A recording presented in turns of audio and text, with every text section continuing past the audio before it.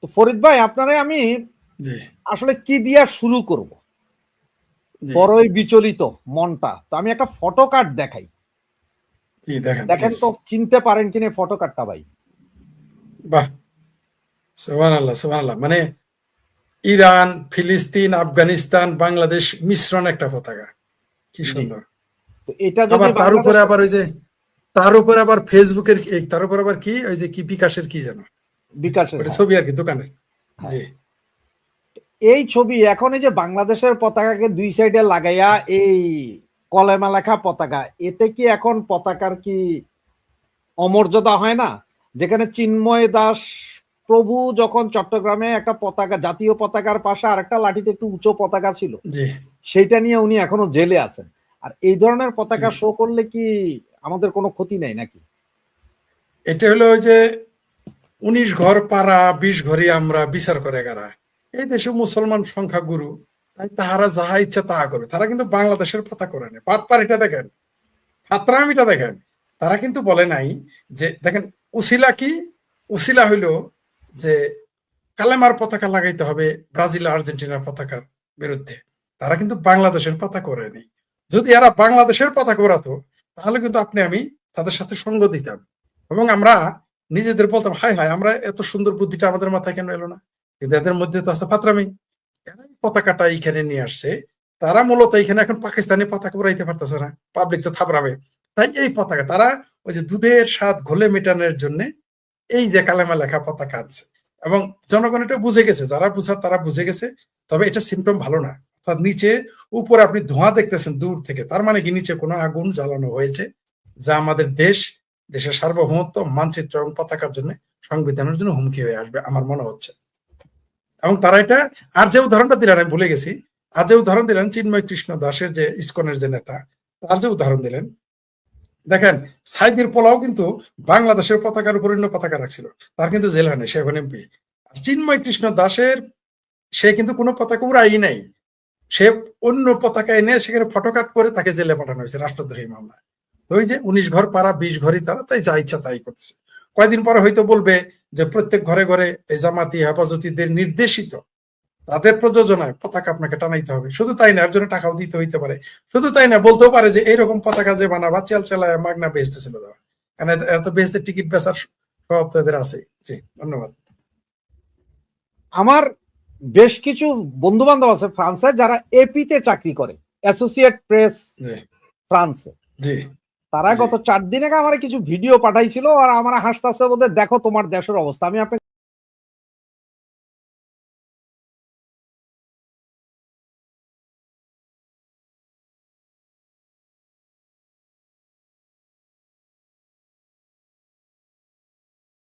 এই যে ভিডিও দেখলেন, জি মানে কালো লাল পতাকা সাজাচ্ছে সারা বাংলাদেশে, এই ভিডিও এখন 6 লাভ, এই যে মিছিল হচ্ছে দেখেন কিভাবে বিভিন্ন জায়গায়, আজকে সিলেটও হয়েছে বড় মিছিল। জি, আরো হবে, এই মিছিল আরো বাড়তে থাকবে। এই এতে কি মিছিল আর আমার, ছোট হবে না। বলেন। এতে কি জি আমার বলেন। প্রিয় মাতৃভূমি, আপনার প্রিয় মাতৃভূমির কি ভালো হচ্ছে না খারাপ হচ্ছে ভাই? শুধু মাতৃভূমির জন্য খারাপ হচ্ছে না, এটা তো হচ্ছেই। এটা তো বিনা হিসেবে যে যেমন কাফের নাকি বিনা হিসেবে দোজখে যাবে, এটা তো হচ্ছেই। শুধু বাংলাদেশের জন্যই খারাপ হচ্ছে না, আমার মাতৃভূমি আপনার মাতৃভূমি আমাদের মাতৃভূমির জন্যই খারাপ হচ্ছে না। এটা পুরো দক্ষিণ এশিয়াকে অস্থিতিশীল করে তুলবে নতুন করে, সেই জন্য এটা করা হচ্ছে। এবং সেই ফাঁদে কেউ ইচ্ছা করে যাচ্ছে, কেউ সেই ফাঁদে পড়তে যাচ্ছে, কেউ সেই ফাঁদটা নিজেরাই বানিয়ে ফেলেছে। এবং আমরা ভয়াবহ পরিণতি দেখব বাংলাদেশের জন্য। আপনি দেখেন যে আফগানিস্তান, আপনি 60 সালের আফগানিস্তান দেখেন, আপনি 30 বছর আগের পাকিস্তান দেখেন, কি পরিণতি হয়ে গেছে তাদের। আপনি 79 আগে ইরান দেখেন, এখন কি অবস্থা তাদের, অর্থনৈতিক ভাবে সবগুলো পঙ্গু। আফগানিস্তানের শিশু বিক্রি করে মা বাবা ভাত খায়। পাকিস্তানের বিদেশের 90% ভিক্ষুক পাকিস্তানি। পাকিস্তান তাদের 55 নাকি 60 বিলিয়ন ডলার আয় করে ভিক্ষাবৃত্তি করে। সেই পাকিস্তানের দিকে আফগানিস্তানের দিকে আমরা যাচ্ছি। আমার মনে হয় আমাদের পরিণতি আরো করুণ হবে, কারণ এখানে 18 কোটি মানুষ, এখানে 18 কোটি মানুষ। পাকিস্তানের ব্যবসা তো সন্ত্রাস রপ্তানি করে ব্যবসা করে খায় আমেরিকার সাথে। সে কখনো এই দেশের দালালি, এই দেশের গুন্ডামি, ওই দেশের গুন্ডামি, আরেক দেশের গোলামি এই ব্যবসা তার। কিন্তু বাংলাদেশ আপনি কি করে কি করবেন? এইখানে যদি কোনো কারণে এই দেশটা অস্থিতিশীল হয়ে যায়, 18 কোটি মানুষকে কে খাবার দিবে? গাজায় 18 থেকে 20 লাখ মানুষ, তারাই কেউ ভাত দেয় না, কাপড় দেয় না। তাহলে বাংলাদেশে 18 কোটি মানুষকে কে কাপড় দিবে? আরে ভাই, তুমি যে এই যে ফিলিস্তিনের জন্য টাকা পাঠাইলা, তোমার জন্য কে টাকা পাঠাবে? সেই মানুষটা পাকিস্তান তো ভিক্ষাবৃত্তি করে খায়। পাকিস্তান তো নিজেই ফকফকা, তার পাশায় খালে আর বিলে। তাহলে বাংলাদেশের জন্য কে টাকা পাঠাবে? দিন শেষে কিন্তু ওই ভারতই, যদিও সারাদিন ভারত নিয়ে গালাগালি, ভারতের বিরোধিতা। জি, ধন্যবাদ। এইটা, এই যে পতাকা দেখাইলেন, আর যে আর এটা যে পরিকল্পিত, এখন বুঝতে পারছেন এত তাড়াতাড়ি হাজার হাজার লাখ লাখ পতাকা কই থেকে আসতেছে? এটা পূর্ব পরিকল্পিত। তারা এগুলো রেডি করে রাখে প্ল্যান, যে এরপর এটা করব, তারপর এটা করব, তারপর এটা, তাদের আগে মাস্টার প্ল্যান করা আছে। এই দেশটাতে এখন এই মুহূর্তে পাকিস্তান, তুরস্ক সহ সন্ত্রাসবাদী অনেকগুলো রাষ্ট্র এখানে সরাসরি ঘাঁটি করে ফেলেছে, একটি পরাশক্তি সরাসরি ঘাঁটি করে ফেলেছে। সুতরাং আমাদের, আপনি শুনে ফেলেছেন যে এই মুহূর্তে এইখানে আমেরিকা করিডোর চেয়েছিল, এখন চায়না চায়, ভারতও চায়। বিষয়টা কি দাঁড়াইলো? অর্থাৎ আমরা এখন বলির পাঠা হতে যাচ্ছি কাবাব মেহাড্ডি। আপনার এই প্রশ্নটা আমি জিজ্ঞেস করতাম যে আমাদের মাননীয় পরাধীন প্রধানমন্ত্রী, উনি চায়না সফরে আছেন, উনি 13টা সমঝোতা চুক্তি স্বাক্ষর করেছে, তার মধ্যে একটা হচ্ছে কাঁঠাল চুক্তি, যেটা আগে চলতো। আবার কি চুক্তি? কি চুক্তি? কাঁঠাল চুক্তি মানে কাঁঠাল রপ্তানি। আবার তারাই ক্রিটিক করতো যখন শেখ হাসিনা বলছিল কাঁঠাল দিয়ে বার্গার হয়, কাঁঠাল দিয়ে ওই হয়, ক্রিটিক করতো। তো সে কাঁঠাল চুক্তি করলেন। এরপরে এখন আবার চায়না নাকি করিডোর চাচ্ছে, আমেরিকাও চাচ্ছে। ভাই আসলে করিডোর কে কাকে দিবে, আর আমাদের পরিস্থিতিটা কি, আর কাঁঠালই বা কি রকম? শোনেন, ওই যে শেখ হাসিনা যখন বলেছিলেন কাঁঠালের বার্গার নাকি কি যেন খাদ্যের একটা কথা, কত কত সমালোচনা করেছে, আমাদের কাছে জবাব ছিল না। আমরা পক্ষে থাকলেও এই কথা জবাব ছিল না। কিন্তু এখন সংসদে এগুলো বলে, এখন এই মুসলেখা সরকার ওইটা বলে যে কাঁঠালের বার্গার, কাঁঠাল খাওয়া যাবে, এই তরকারি হবে, এই রেসিপি হবে, তারাও এগুলো বলে। অর্থাৎ জননেত্রী শেখ হাসিনা যেগুলো করতে চেয়েছেন, বলেছেন, সেগুলোই তারা রিপোর্ট। যেখানে এর আগে কি বলেছিল, পদ্মা ব্রিজ যদি হয় সেটা নাকি দেশের ক্ষতি হবে। কিন্তু এখন কিন্তু তারা দ্বিতীয় পদ্মা ব্রিজ আবার বানাইতেছে। কারণ এই জন্য বানাইতেছে, কামাই তো করতে হবে। তারা ভাবছে পদ্মা ব্রিজ বানাইলেই টাকা, তাদের ভাষায় তো বিলিয়ন বিলিয়ন ডলার চুরি করা যায়। অলরেডি তারা এটার প্রস্তাবনা দেখার জন্য নাকি কয়েক কোটি টাকা খরচ করে ফেলছে। আচ্ছা, একটাই তুমি সামলাইতে পারো না, তুমি তার ব্রিজের নিচ থেকে মাটি খুঁড়ে নিয়ে নিতেছো, আর একটা দ্বিতীয় পদ্মা ব্রিজ কেন দরকার? মানে এদের সহ্য হচ্ছে না। আচ্ছা যাক, ভালো কথা, বানাক। দ্বিতীয় পদ্মা ব্রিজ বানালে আমরা একটা দিয়ে যাবো আর একটা দিয়ে আসবো বরিশাল, কোনো সমস্যা নেই। এটা ভালো খবর, তারা করুক, আমরা দেখতে চাই। কিন্তু আপনি যেটা বললেন যে এই সরকার যে চুক্তি করতে গিয়েছে চায়নাতে, চায়না হচ্ছে এমন একটা ভাত, চায়না হচ্ছে আলেয়া। তাকে আপনি দেখা যাবে আলোর মতো, আসলে আলেয়া। চায়না সম্পর্কে কোনো প্রেডিকশন আপনি করতে পারবেন না, কখনোই না।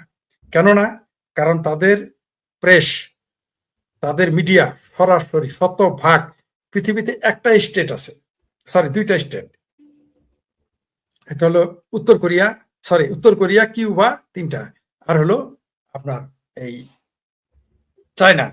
এই তিনটা বা আরো দুই একটা থাকতে পারে।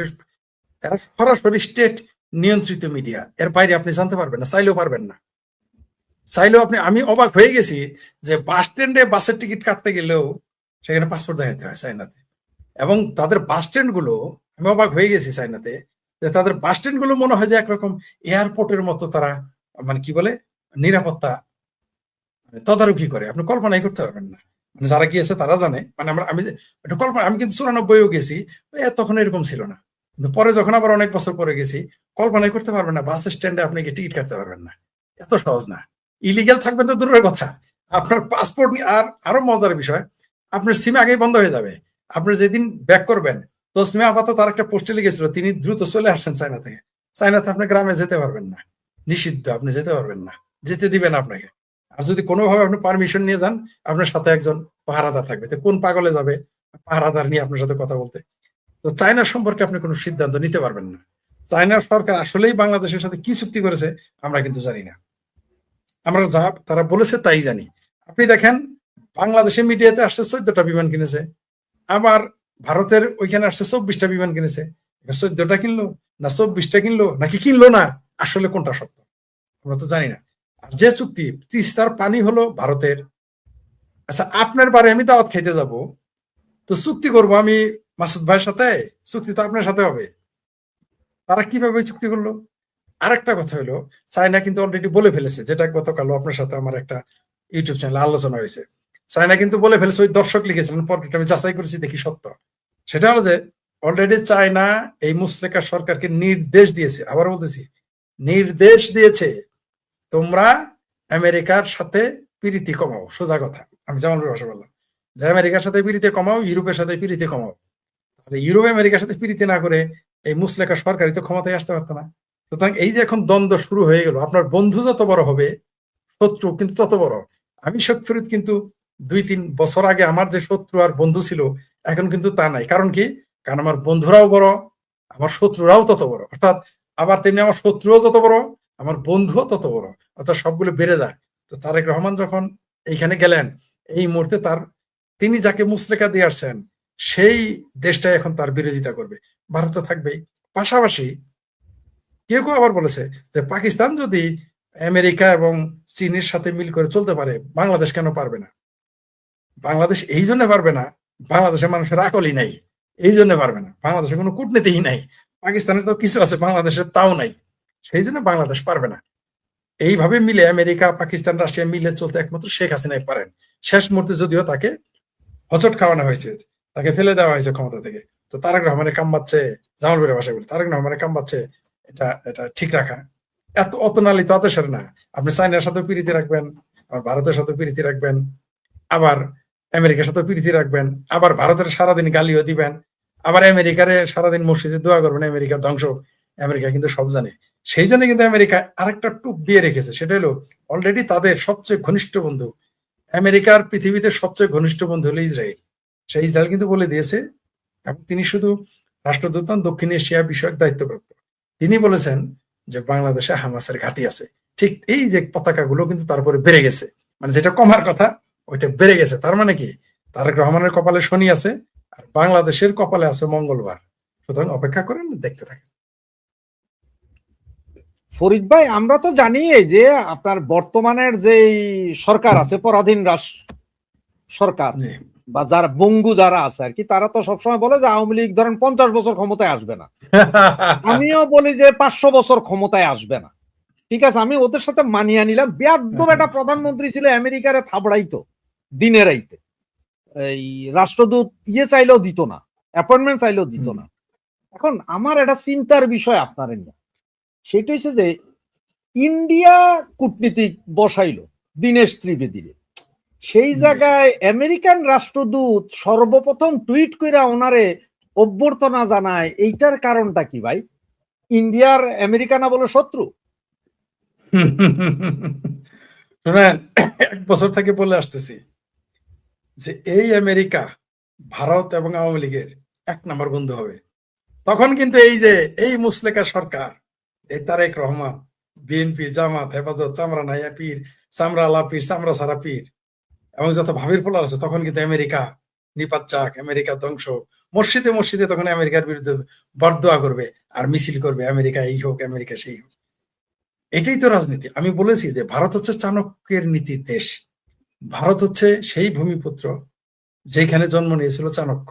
তারা চাণক্য নীতিতে চলে। তার কারণেই দীনেশ ত্রিবেদী হলো বাংলাদেশের রাষ্ট্রদূত, শুভেচ্ছা জানায়, স্বাগতম জানায় আমেরিকা। তো এটা দালমে কুস্তো কালা হয়, এই বোধ বাংলাদেশের।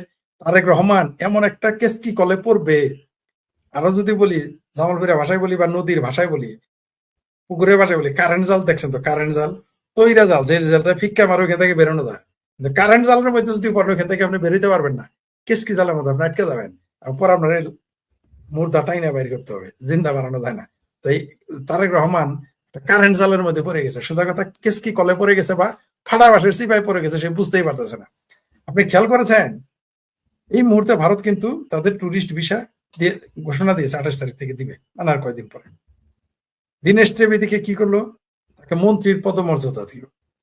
আবার এদিকে ভারত, এদিকে আবার আমেরিকা সমর্থন জানাইল, ওইদিকে আবার চীনের আরেক বড় সরকারি বড় নেতা বা মন্ত্রী সমমর্যাদার কেউ ভারতে এসেও অজিত দোভালের সাথে বৈঠক করে। মানে ঘটনা কোন দিকে কি ঘটতেছে?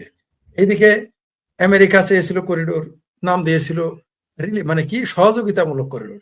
চায়না সরাসরি করিডোর চেয়েছে। চায়নারে যদি করিডোর দেয়, আমেরিকা বসে থাকবে? আবার আমেরিকারও যদি দেয়, ভারত আর চাইনা বসে থাকবে? তারেক রহমান এমন কেস কি করলে, চীন যে গিয়েছে তার অবস্থা কিন্তু খারাপ হয়ে যায়। আমরা সর্বশেষও দেখেছি, আবারও খুব শীঘ্রই দেখবো। আর ভারতকে আরেকটা জিনিস বলি, ভারতের কিছু নীতি আমারও পছন্দের না। এরা এত স্লো, মনে হয় হোমিও ওষুধ দেয় যে 40 দিন পরে কাজ করবে, কিন্তু কাজটা কিন্তু করে। তারা এমন ডোজ দিয়ে দেয়, দেখেন পাকিস্তানকে বিনা যুদ্ধে, কোনো বিমান হামলা নাই, বোম ফোটানো নাই, গুলি নাই, একটা বুলেট খরচ নাই, পাকিস্তানকে সারা পৃথিবীতে ভিখারিস্তান নামে একটা দেশকেই চিনে, সেটা হলো পাকিস্তান। কি কাজটাই করে দিয়েছে। তাহলে ভারত যখন বাংলাদেশকে নিয়ে কিন্তু খেলা শুরু করে নাই, শুধু ওই যে পুশ ইন নিয়ে, পুশ ব্যাক নিয়ে একটু দুষ্টামি করেছে ভারত, তাতে কিন্তু বাংলাদেশের, আমিও প্রথমে ভাবতাম যে ভারত কিছু বলে না কেন, আমার রাগ উঠেছে। কালকেও আমি একটা পোস্ট দিয়েছি ভারতের উপর রাগ করে, মানে অন্যরকম ভাবে। আমাকে ভারত থেকে কয়েকজন বয়স্ক মানুষ আমাকে, এবং তারা বিজ্ঞ মানুষ, গবেষক, প্রত্যেকের বয়স 75-এর উপরে, 80-র কাছাকাছি, তারা আগে বললো তুমি পোস্ট দিয়েছো, আমরা বুঝেছি ওটা ভারতকে নিয়ে দিয়েছে, কিন্তু ভারতকে তুমি বুঝবা না, তুমি ভারত সম্পর্কে অনেক বেশি জানো। আমাকে ওই লোকগুলো আবার ভারত গবেষক মনে করে, মানে সেই বিজ্ঞ ব্যক্তিগুলো, তাদের সাথে আমার আলোচনা হয়, তখন তারা বলে তুমি তো ভারত গবেষক হয়ে গেছো, আমরা তো ভারত সম্পর্কে এত কিছু জানি না। উনি বললো, সরি আজকে সকালে বলেছে, রাতে না, সকালে মানে তো 11টার পরে, বললো যে ভারত কি করবে সেটা তুমি ফাইনালি জানতে পারবা না। ভারত এমন ভাবে এগোবে, যদি মনে, যেমন মাকড়সার কয় পা, আমি বললাম 8 পা নাকি কত পা, কয় রকম, তুমি 2 পা আলা মানুষ হয়ে তাকে নিয়ে চিন্তা করতে পারো না। ভারত, ভারতের শত্রু বাংলাদেশ, ভারত বাংলাদেশকে শত্রুই মনে করে না, কারণ জানে তার কিছুই করতে পারবে না, কিন্তু ট্র্যাপে পা দিবে না। আমি বলেছি যে ভিসা কেন দিল স্যার, উনি বললেন না, ভিসাটা দেওয়া এটা একটা টোপ। বলে যে তুমি যে ক্ষোভটা দেখাচ্ছ যে ভিসাটা দেওয়া তো ভুল। আমি বলেছি এই যে দেখেন, বাংলাদেশি লোক আপনাদের বলতেছে আপনারা নাকি ভয় পেয়ে গেছেন, আপনারা নাকি না খায় মরবেন, এই জন্য আপনারা ভিসা দিয়েছেন বাংলাদেশকে। বললো এটা আমাদের একটা টোপ। বর্ষি কয় তুমি যখন মাছ মেরেছো কখন, মাছ শিকার করেছো? আমি বললাম, জি, আমি তো মাছেরই লোক। বললো যে মাছ শিকার করতে একটা টোপ দিতে হয়, অথবা সুন্দরবনে বাঘ ধরতে গেলে তুমি দেখবা সেখানে কোনো একটা প্রাণী রাখতে হয়। এই ভিসাটা হলো একটা টোপ ভারত সরকারের। বলে আপনি কেমনি বুঝলেন? কয়টা আমার অনুমান, তুমি যেমন অনুমান করে বলো আমার অনুমান। বলো যে এটা তাদের টোপ, এটা তারা দেখতেছে কি করে। পাশাপাশি তারা দেখে নিল বাংলাদেশ কত উজাইতে পারে। বাংলাদেশ চরম পর্যায়ে উজায়, মানে আমাদের ভাষায় বললো, মানে সে অন্য ভাষা বলছে, মানে বুঝে হলো যে বাংলাদেশ কত উজাইতে পারে, ওই শব্দটা ইংরেজি ইউজ করেছে। বলো যে কত উজাইতে পারে আমরা তা দেখতেছি, ভারত সরকার তা দেখতেছি। প্রথমে বলেছিল আমরা, বলে আবার কথা ঘুরে ফেলে বলে যে ভারত সরকার এগুলো অবজার্ভ করতেছে। তোমার মতো ইউটিউবারের কথা যদি ভারত সরকার এটা শুনে থাকে, তাহলে তারা এত চিৎকার চেঁচামেচি সারাদিন ভারত ভাঙতে চায়, 7 সিস্টার খাইতে চাও, এইভাবে বলতেছে, তোমরা 7 সিস্টার খাইতে চাও, তোমরা আমাদের কলকাতা নিয়ে নিতে চাও, তোমরা আমাদের দিল্লি নিয়ে দিতে চাও, তোমরা আমাদের আসাম নিয়ে নিতে চাও, তোমরা আমাদের বিহার নিয়ে যেতে চাও। আমি স্যার আপনি এগুলো দেখেন? বলে হ্যাঁ আমি তোমাদের টিকটক এগুলো দেখি তো, যে তোমরা রিক্সাওয়ালা বলতেছে আমাদের বিহার নিয়ে নিবে, আমাদের কলকাতা। বিহারের লোকগুলোই যদি শুধু ভারতের সাথে বাংলাদেশের সাথে বিদ্রোহ করে, শুধু এক প্রদেশ বিহারের লোক পাঠিয়ে দিলে, বিহারের পুলিশ, বিহারের যে যারা যেটুক শক্তি আমাদের আছে, এদের যদি শুধু বাংলাদেশ পৃথিবীর মানচিত্রে থাকে না।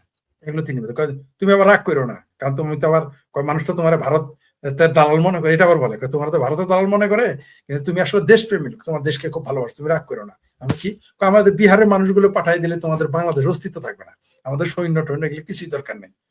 আমি বললাম স্যার কলকাতার কথা বললেন না কেন? তখন একটু কলকাতার লোকদের একটু গালি দিল, ওইটার বলা যাবে না সেন্সরের কারণে।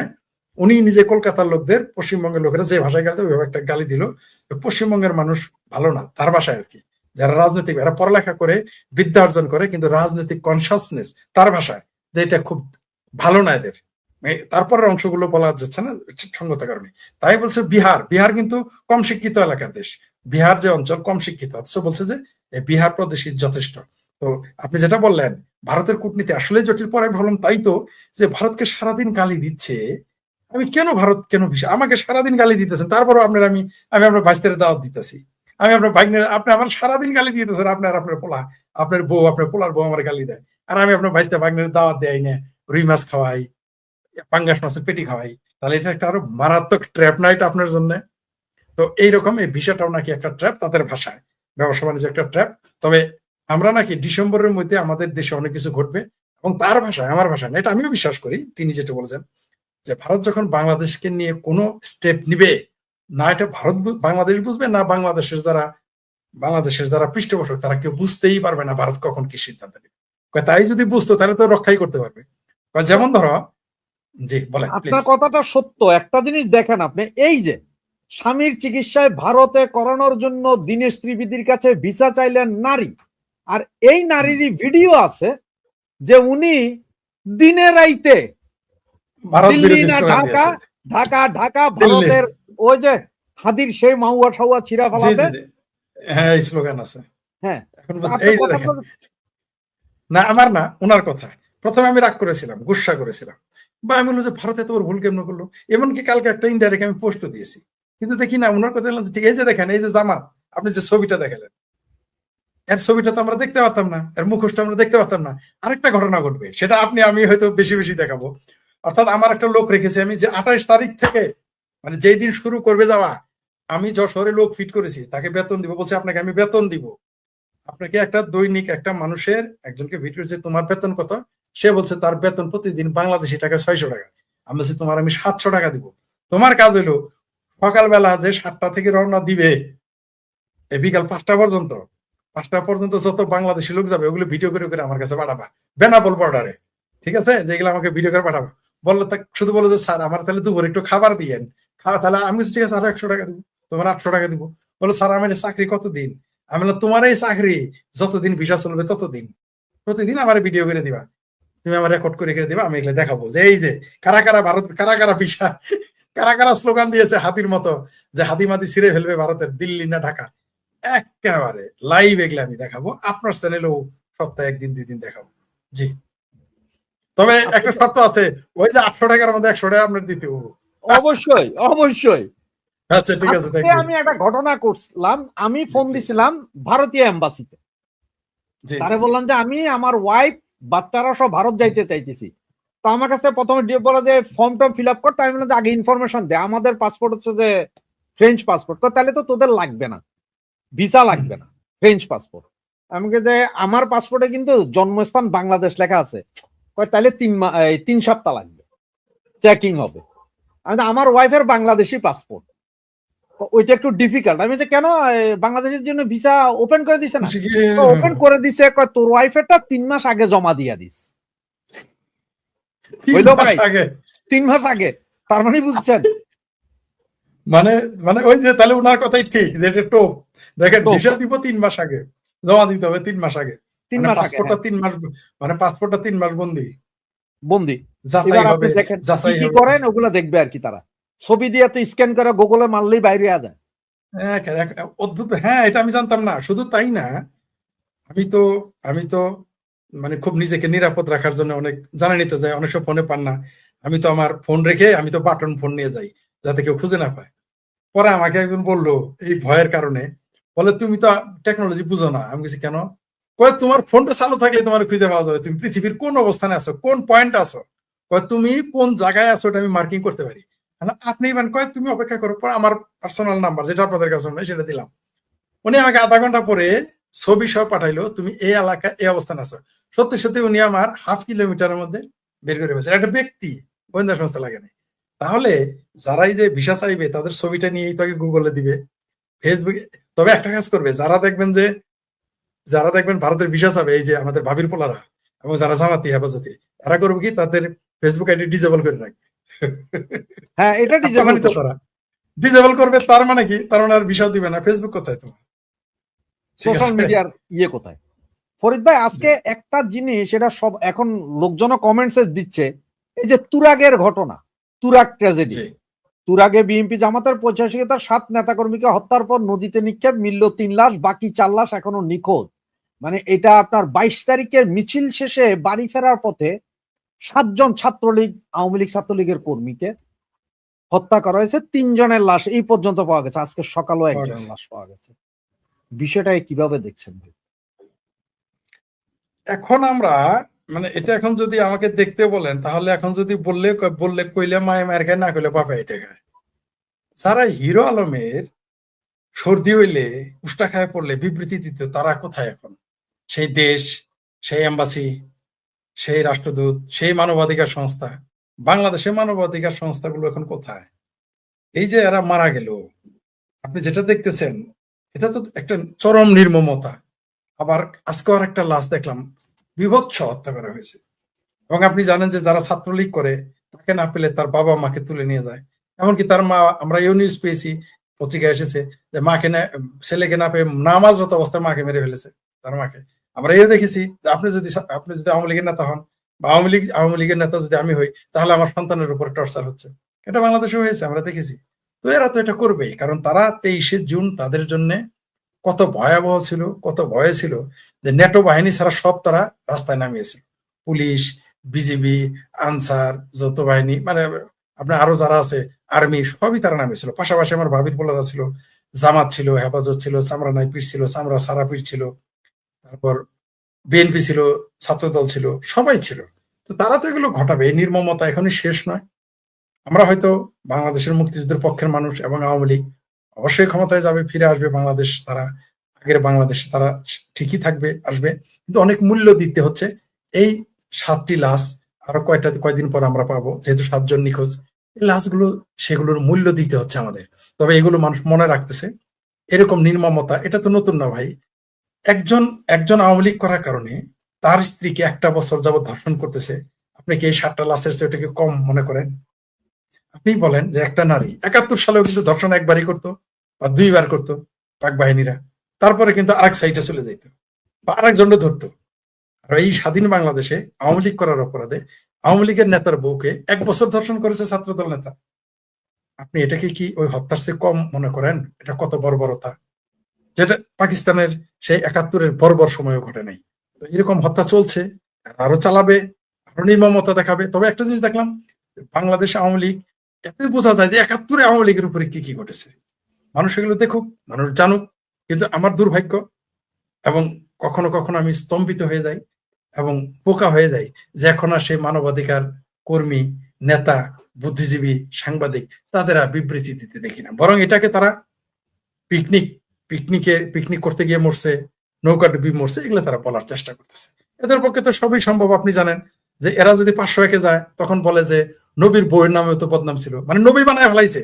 অর্থাৎ মামুনুল এখন নবী হয়ে গেছে, মামুনুলের বউ এখন আয়েশা, বিবি আয়েশা হয়ে গেছে। কত বড় হারে হারামজাদা বলে এগুলো বলতে পারে। আবার দেখেন ছাত্র শিবিরের এক নেতাকে রক্ষা করতে তারা কি বললো, যে আল্লাহ নবীরা, নবীরা, নবী না শুধু নবীরা, আর সাহাবিরা, সাহাবি না সাহাবিরা, মানে বহু বছর, যে এরা নিজেরাও আরেকজনের বউ নিয়ে চলে যেত, বলতো বউ দিয়ে দাও। মানে এরা নিজেদের স্বার্থে আল্লাহর নবী, আল্লাহর সাহাবি নিচে নামায় আনে। এরা নিজেদের লাম্পট্য ঠিক করার জন্য, বৈধতা দেওয়ার জন্য নবীর সাথে তুলনা করে। কয়দিন পরে এরা আল্লাহ খুদার তুলনা করবে, কোনো সন্দেহ নেই। এদের পক্ষে সবই সম্ভব। মিথ্যা কথা না বললে তো আপনি জামাত হইতেই পারবেন না, আর ঠাড়া পড়া মিথ্যা না করতে পারলে তো আপনি জামাতের নেতা হইতে পারবেন না। আর ঠাড়া পড়া মিথ্যা কথা, জামাতের চাইতে বেশি মিথ্যা কথা না বলতে পারলে তো আপনি বিএনপি হইতে পারবেন না। তো এই যে দেশে যে নির্মমতার কথা আপনি বললেন, এটা আসলে অসহ্য। মানে এটা এটা যদি আমার দুশ্মনেরও এই পরিণতি করে কেউ, আমি এটার বিরোধিতা করব। আমার দুশ্মনকে কেউ যদি পানিতে এইভাবে ডুবিয়ে মারে, এটা আমি অ্যালাউ করবো না, আমাকে আমরা করবো না। এই ধরেন আওয়ামী লীগ ক্ষমতায় আসলো, ছাত্রলীগ যদি এইভাবে ছাত্র দলের লোকদের পানিতে চুবায়, আমি বিরোধিতা করব। আমরা এটা মানবিক মানুষ, আমরা এটা মেনে নিতে পারবো না। তাহলে এখন কিভাবে পারবো, আমরা কিভাবে পারবো? আমাদের আমাদের শুভাকাঙ্ক্ষী, আমাদের পক্ষে, মুক্তিযুদ্ধের পক্ষে আওয়ামী লীগের মানুষ এইভাবে নির্মমভাবে হত্যা করে, এটা আমরা কিভাবে মেনে নিব? তবে একটা জিনিস বলি, এই নির্মমতা এটা এত ভয়ঙ্কর রূপে ফিরবে, এই নির্মমতার প্রতিশোধ আমরা চেয়েছিলাম, আওয়ামী লীগেরও চেয়েছিল, যদি আমি বিশ্বাস করি নাই। আওয়ামী লীগ চেয়েছিল যে তারা স্বাভাবিক গতিতে ফিরবে নির্বাচনে, অর্থাৎ নদী তার সাধারণ গতিতে ফিরবে, নদীর জল। কিন্তু আমি শুরুতেই বলেছিলাম আওয়ামী লীগকে স্বাভাবিক গতিতে ফেরানো যাবে না, ফিরতে দেবে না। এগুলো তার সিমটম। এরা কি করতেছে জানেন? ছাত্রলীগকে, আওয়ামী লীগকে, যুবলীগকে, কৃষক লীগকে, শ্রমিক লীগকে, তাঁতি লীগকে, আওয়ামী যুব মহিলা লীগকে এরা বিপ্লবী বানিয়ে ফেলেছে। এইভাবে তারা আর এই যে আজকে 7 জন মারা গেছে, প্রতি মাসেই 10-12 জন করে মেরে ফেলতেছে। তারপর নির্যাতন, নিপীড়ন, তো সেটার হিসাব নাই। ঘর বাড়িতে দাঁড়ে দাঁড়ে গিয়ে দেখতেছে আওয়ামী লীগ বাসায় আছে কিনা। আপনি দেখেন পুলিশ দেখতেছি যে বাড়িতে যাচ্ছে, যে মা বাবাকে গালাগালি করতেছে। রাজনীতি করার জন্য গালাগালি। বাংলাদেশে কোন ঘর আছে যে আওয়ামী লীগ করে না? কোন গ্রাম আছে আওয়ামী লীগ করে না? কোন গলি আছে আওয়ামী লীগ করে না? কোন শহর আছে হাজার হাজার আওয়ামী লীগের নেতা কর্মীরা? আপনি কয়জনকে ধরবেন? তবে বাংলাদেশ আওয়ামী লীগকে এরা বিপ্লবী বানিয়ে ফেলতেছে। এবং যখন আপনি বিপ্লবী হয়ে ফিরবেন, তখন কিন্তু দেশে এটা রিভেঞ্জ হয়। বিপ্লব মানে কি? রিভেঞ্জ। এরা কিন্তু তখন রিভেঞ্জের মুখোমুখি হবে। এরা কিন্তু বুঝতেছে না, জামাত তো বদমাইশ ওদের কথা বাদ, কিন্তু বিএনপি এরা কোথায় যাবে? জামাত তো পালিয়ে যাবে, জামাত তো হয় আওয়ামী লীগে যোগ দিবে, আওয়ামী লীগে যোগ দিবে, আমরা পালাই যাবে, কিন্তু বিএনপি কোথায় যাবে? আর আওয়ামী লীগ তো, জামাত তো অর্ধেক এখনো গুপ্ত, এখনো তো জামাত অর্ধেক গুপ্ত, আমরা জানি জামাত এখনো কিন্তু আত্মপ্রকাশ করে নাই। তাদের অর্ধেক লোক বিএনপিতে ঢুকে আছে, কিছু লোক এখনো আওয়ামী লীগ আছে, আর অনেক লোক এখনো আত্মগোপনে আছে, প্রকাশ্যে তারা কিছু এসেছে। আমরা দেখেছি ছাত্রলীগ করা লোক এখন ছাত্র শিবিরের নেতা, দেখেছি না আমরা? যে বলতো, যেমন বিএনপির মালয়েশিয়া কি ব্যারিস্টার ভুয়া পেকু, সে দেখেন জামাত। বিএনপির চেয়ারপারসনের উপদেষ্টা মেথর আখতারুজ্জামান জামাত। কোথায় যে জামাত নাই কিভাবে বুঝবো? আমরা কিভাবে বুঝবো যে জামাত, তারেক রহমানের আশেপাশে জামাত নাই? কিভাবে বুঝবো আমরা? আমরা তো বুঝতে পারতেছি না। তো এই যে বিভৎস রূপটা আপনি দেখালেন, যে এই যে পানিতে ডুবিয়ে মেরে ফেললো, এটা চরম বর্বরতা, অমানবিকতা, এখানে কোনো বিবৃতি নাই, কিন্তু এর প্রতিশোধটা হবে ভয়ঙ্কর। আমিও চেয়েছিলাম ছাত্রলীগ, আওয়ামী লীগ, যুবলীগ বিপ্লব হয়ে ফিরুক। আমার মনে হয় আমার কথাটি সত্য হতে যাচ্ছে। আওয়ামী লীগ, ছাত্রলীগ, যুবলীগকে স্বাভাবিকভাবে আসতে দিবে না এই বিএনপি, জামাত আর ভাবির পোলারা বিপ্লবী ভাবে আসতে বলতেছে। আমিও চাই বিপ্লবী হয়ে আসুক, তাহলেই দেশের মঙ্গল হবে, আওয়ামী লীগের মঙ্গল হবে, ছাত্রলীগের মঙ্গল হবে, দেশের অর্থনীতির মঙ্গল হবে।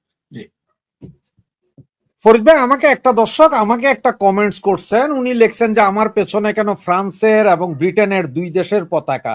ভাই, আমি ফ্রান্সের পতাকা রাখলে ওই ফরিদ ভাই বলে যে যেহেতু আমি পিনাকি আর ইয়ের পাশাপাশি থাকি, আদম ব্যাপারী ইউনিসের প্রতিবেশী। হ্যাঁ, এই জন্য ভাই দুই দেশের পতাকা রাখছি। কারণ হচ্ছে ফ্রান্সের, আমার পাসপোর্ট ফ্রান্সের, বাচ্চাদের জন্ম ফ্রান্সে, কিন্তু ওরা আবার পরে এখানে এসব পাসপোর্ট নিছে, সুতরাং এই জন্য দুই দেশের পতাকা রাখা হয়েছে। এটা হচ্ছে মূল কাহিনী। ভাই, একটা জিনিস দেখায়, যেটা আজকে টিআইবি আপনার বন্ধু বান্ধবরা একটা নোটিশ করেছেন, সেটা হচ্ছে এই যে অন্তর্বর্তী সরকারের 1 বছরের সেবা খাতে 12,633 কোটি টাকা ঘুষ লেনদেন টিআইবি। পীর সাহেবদের জমানায় এত কোটি টাকা। আল্লাহর নবী আসল ইউনূস। হ্যাঁ, নবী, এটা বাস্তব যে ওনারে তো আরো 50 বছর থাকার কথা কইছিল। অথচ টিআইবি হঠাৎ করে আস্তে আস্তে বেরোচ্ছে, কাহিনী কি? জি জি জি, শোনেন, যখন টিআইবির আমার এই ভাইজানেরা, টিআইবির আমার বান্ধবীরা যখন ইউনুসের সামসামি করতো, আমি বলতাম ইউনুস যাওয়ার পরের দিনে কিন্তু এদের রূপটা পাল্টে যাবে, এবং শুরু হয়ে গেছে। আগে করেছিল, ইউনুস যাওয়ার 3-4 দিন আগে কিন্তু ইউনুসের নামে কি যেন একটা রিপোর্ট করেছিল, তাদের কি যেন টাকা নেওয়ার জন্য। টাকা নেওয়ার পর 3 দিন চুপ ছিল। যাই হোক, এদের তো সভাপতির উদয় হবে না, এরা তো বদমাইশ আসলে, এরা তো অন্য দেশের, অন্য অন্য মানুষের, অন্য জাতির বিষয় তো সার্ভ করে এরা। এরা এরকম বাটপারি করবে, তবে এরা একটু দেরি করে বলে ফেলেছে। তো টাকার সংখ্যাটা বোধহয় একটু বাড়বে, কারণ 12,000 কোটি টাকা তো সুইস ব্যাংকে গেছে, ওইগুলো কোথায় গেল? টাকার সংখ্যাটা বোধহয় একটু বাড়বে আর কি। কারণ আবার দেখেন, মৌলবীরা আবার তার নবী ঘোষণা দিয়েছিল, আবার বলছে মোহাম্মদ ইউনুস 2 নবী নামে আসছে। আর বলতো আরেক মৌলবী ছিল না, আফসারি নাকি খাপসারি, আল্লাহ আর যেন নির্বাচন হয় না, এরকম চিৎকার করতো না। ধর্মের ওয়াজ মাহফিলে যায় বলে আল্লাহ নির্বাচনে যেন হয় না, সুদ করে ইউনুস থাকুক। মানে এদের কাছে সুদখোর খুব ভালো। যাই হোক, এই দুর্নীতি ছিল, আমরা তো তখনও বলেছি এরা দুর্নীতি করতেছে। আমার বাবির পোলারা যারা ভাত পাইতো না, থাকতো শিবিরের মেসে, চলতো লোকাল বাসে, তারা ভাই 5 তারকা হোটেলে গিয়ে হাঁসের মাংস না খেলে পেট ভরে না, তাদের সেটা ভরে না, সেটা মানে পেট, তাদের সেটা ভরে না, তাদের জিবার চলে না। তো এতেই তো বোঝা যায় যে লোক শিবিরের মেসে ভাত খাইতো, যে ডাউলের মধ্যে পানি কতটুকু কম হয়, এতেই সে তৃপ্ত। অথবা কবে একদিন খাসির মাংস পাবে সপ্তাহে, তাই না? সপ্তাহে একদিন, কবে একদিন মাছ পাবে, এই চিন্তা করতো সেই লোক যখন হাঁসের মাংস খায় 5 স্টার হোটেলে গিয়ে, তখন তো বুঝতে হবে যে এরা কি রকম দুর্নীতি করেছে। আমাদের ভাবির পোলাদের নামে তো বন্যার ত্রাণের কথা বাদ, তারা একটা চাকরি দিয়েও 20 কোটি টাকা নেওয়ার রেকর্ড। গাজীপুরের কাকে যেন কি করতে যে 20 কোটি টাকা চেয়েছিল না, তো 20 কোটি জায়গায় 10 কোটি তো সত্য, 10 কোটি হলো 5 কোটি, এক চাকরিতে যদি 5 কোটি আসে, তাহলে 12,000 কোটি টাকা তো খুব বেশি না ডিসি নিয়োগে।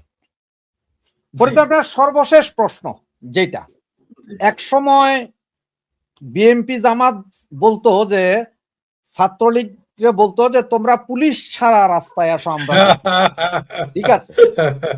আর একটা জিনিস তো আপনার মনে স্বীকার করবেন যে জামাতই একমাত্র দল যে যার লোক আওয়ামী লীগে আছে, বিএনপিতে আছে, জাতীয় পার্টিতে আছে, সব জায়গায় আছে, কিন্তু জামাতের ভিতরে কোনো আওয়ামী লীগ বিএনপি পাইবেন না, এটা আপনাকে স্বীকার করতে হবে।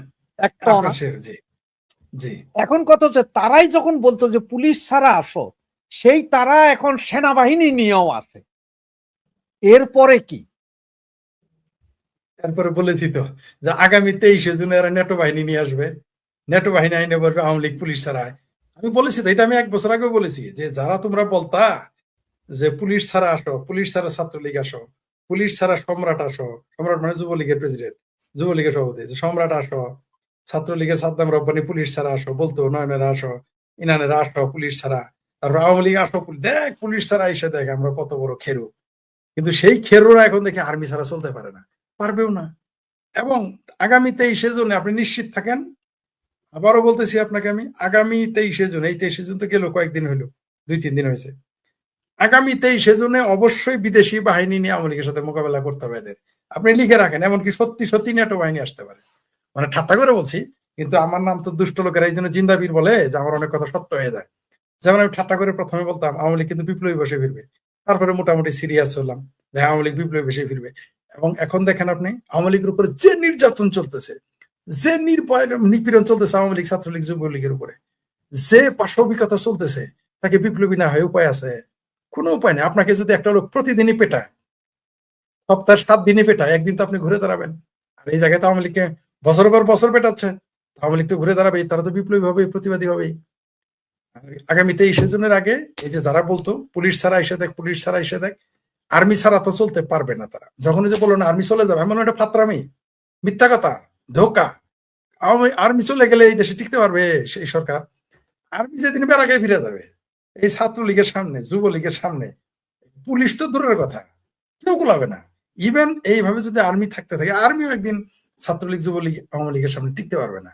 তাই তো বললাম আগামী 23শে জুনের আগে যারা বলতো আওয়ামী লীগ কেন পুলিশ নিয়ে আসে, আওয়ামী লীগ কেন পুলিশ লীগ নিয়ে আসে, ছাত্রলীগ কেন পুলিশ লীগ নিয়ে আসে, এরাই দেখবেন আর্মি দল ছাড়া, এরাই দেখবেন আমিরে আমিরে আমিরে আর্মির লোক ছাড়া চলতে পারবে না, এবং টিকতেও পারবে না। আগামী জুনের আগে আর্মিও টিকতে পারবে না। তখন দেখবেন সত্যি সত্যি বিদেশি, সত্যি সত্যি বিদেশি বাহিনী আনবে। আর এই যে মোল্লা নামের যে জঘন্য লোক সন্ত্রাসী আছে, এই জঙ্গিদের নামায় দিবে আওয়ামী লীগের বিরুদ্ধে। যেমন আপনার মনে আছে ইরানে যখন তেহরানের কসাই বিরোধী আন্দোলন শুরু হইলো, ইরাক থেকে কিন্তু হাজার হাজার মিলিশিয়া চলে গেছিল তাদের ফাইট করার জন্য, তাদের হত্যা করার জন্য, সরকার বিরোধী আন্দোলন দমানোর জন্য, মনে আছে তো? ওইরকম দেখবেন পাকিস্তান থেকে আসবে, তুরস্ক থেকে আসবে, এরা তো আসবেই ঠেকাইতে। শেষে নেটো বাহিনী সত্যি সত্যি যদি হয়ে যায়, নেটো বাহিনী চলে আসে আওয়ামী লীগ ঠেকাইতে, এত আমি অবাক হব না।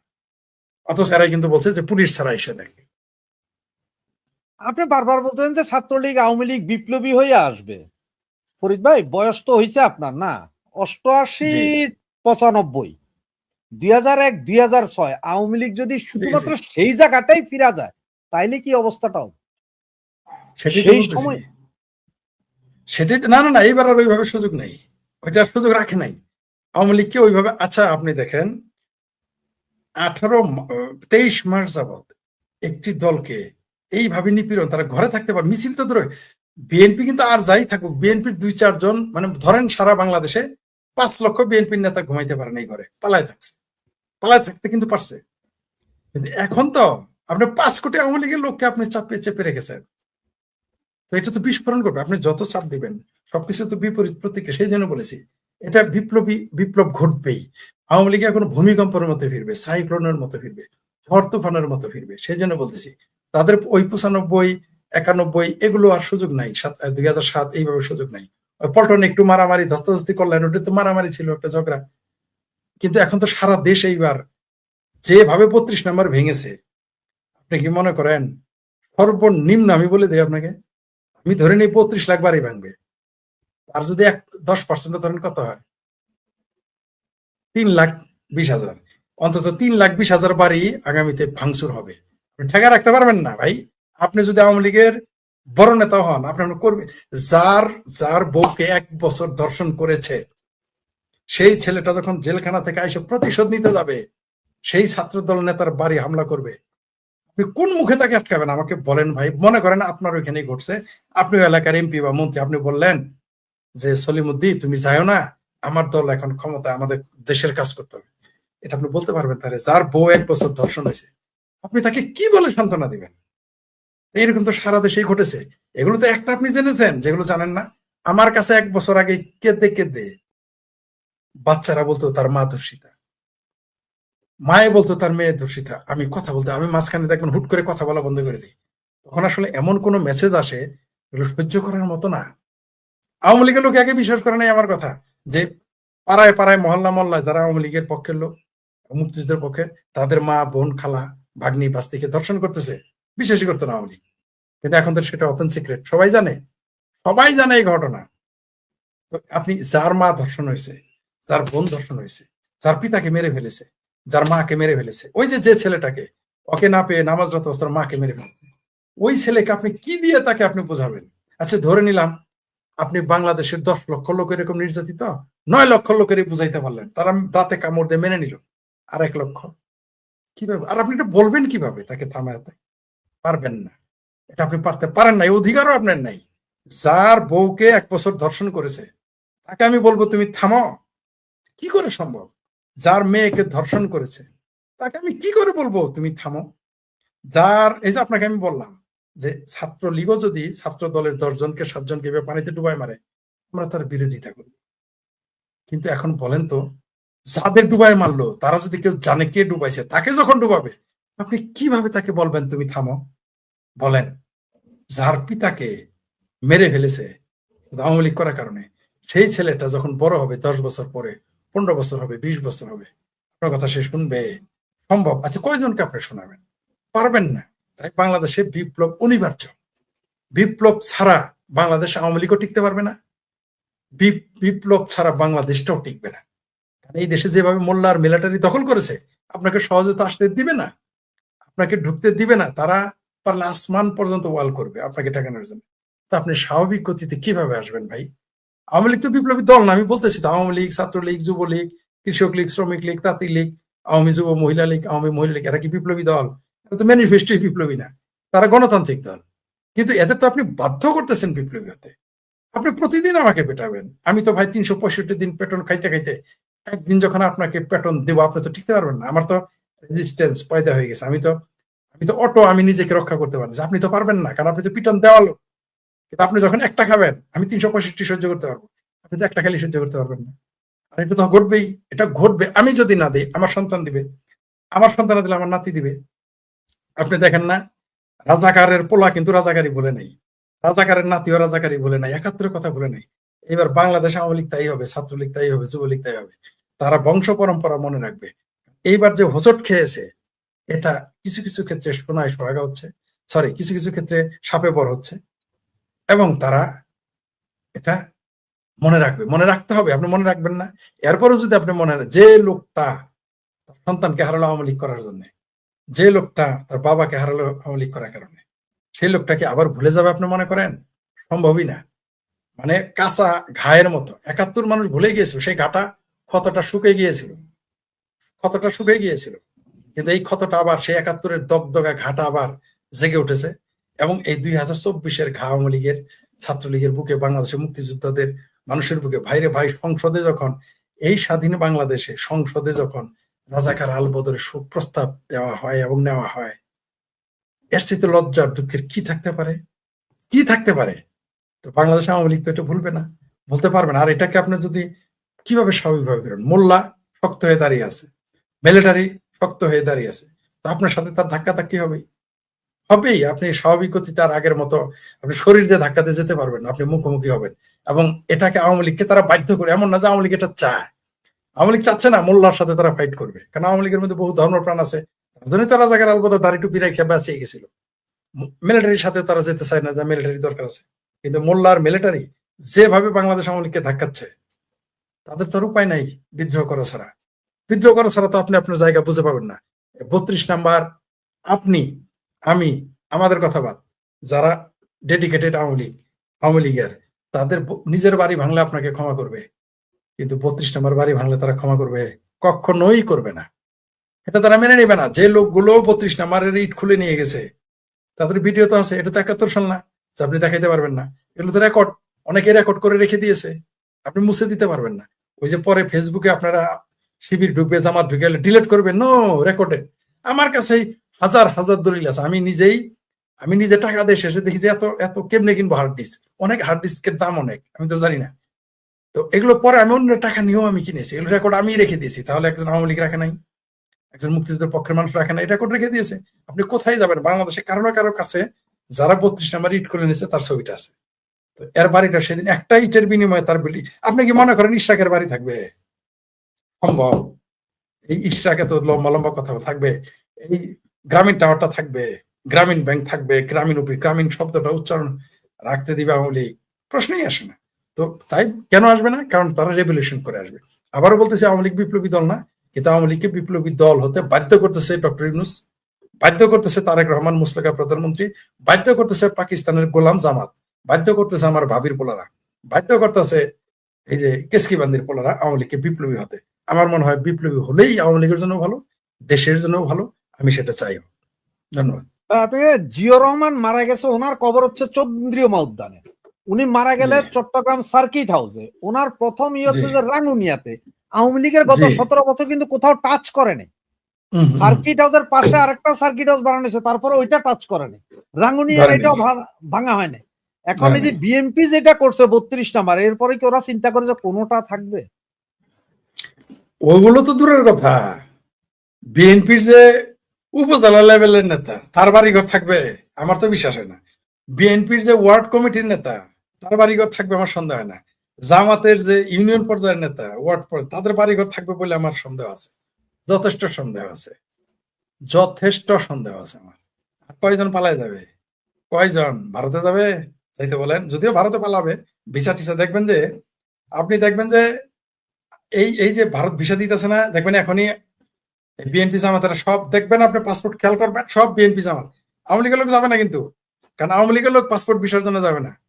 ভিসার জন্য যাবে এক শ্রেণীর হিন্দু, সবাই না, এক শ্রেণীর হিন্দু। আর ভিসা নিতে যাবে জামাত, দেখবেন সব পাসপোর্ট জামাত বিএনপির। আরেকটা গোপন কথাটা ফোনে বলবো নি, কেন ভিসা চালু করছে, এটা টেকনিক্যালি বলা যাবে না। ধন্যবাদ ফরিদ ভাই, আপনি সময় দিলেন। সুপ্রিয় দর্শক শ্রোতা মন্ডলী, আপনি এতক্ষণ আমাদের লাইভটি দেখছিলেন। তো অনেকক্ষণ, আমরা প্রায় 50 মিনিট ফরিদ ভাইকে পেয়েছি। নেক্সট সপ্তাহে, আগামী সপ্তাহে, প্রতি সপ্তাহে এখন একদিন দুদিন করে ফরিদ ভাই আসবে বিভিন্ন সময় কথা বলার জন্য। বিভিন্ন বিষয়ে আমরা খোলামেলা আলোচনা করব। খুব যে আপনার ইয়ে নিয়ে যে সিরিয়াসলি না, হাসির ছলে আমরা সবকিছু বুঝিয়ে দিব। আমরা স্বাভাবিক আলোচনা করব, জি, সব আলোচনা করব। তো আবার দেখা হবে আগামী সপ্তাহে। সেই পর্যন্ত আপনাদের সকলকে ধন্যবাদ। ভালো থাকবেন। শুভরাত্রি। জয় বাংলা। জি, শুভরাত্রি। জয় বাংলা, জয় বঙ্গবন্ধু।